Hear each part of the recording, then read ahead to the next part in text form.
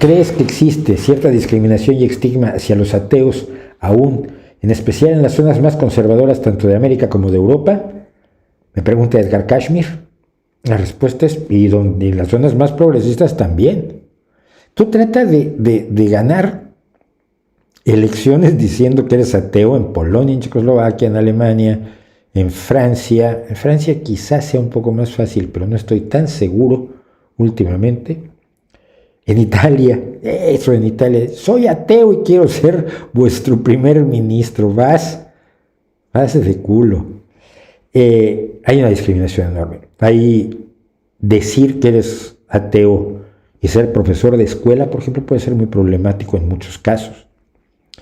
Decir que eres ateo y que vas a ser el entrenador de un equipo deportivo, sobre todo de niños, va a ser problemático.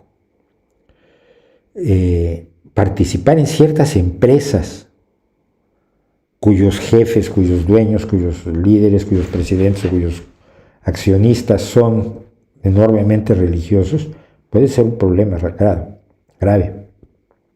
Yo creo que la discriminación sigue existiendo y quizás no la combatimos tanto como debiéramos porque estamos enfrentados a casos donde ser ateo te puede costar la vida o la libertad o latigazos, como les pasa a los muchos ateos pakistaníes que fueron asesinados en los últimos años, a Raif Badawi en Arabia Saudita y en muchos otros lugares donde los ateos están perseguidos, encarcelados, torturados y condenados a muerte. Entonces ante ese panorama también ponerte a llorar a ti, porque me ven muy feo porque soy ateo y me dicen cosas feas en los comentarios de mi canal de YouTube, como me pasa a mí.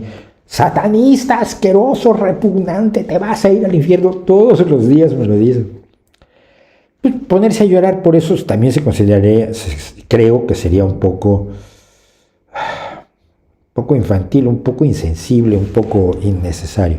Pero sí, creo que hay una gran discriminación hacia los ateos aún en especial.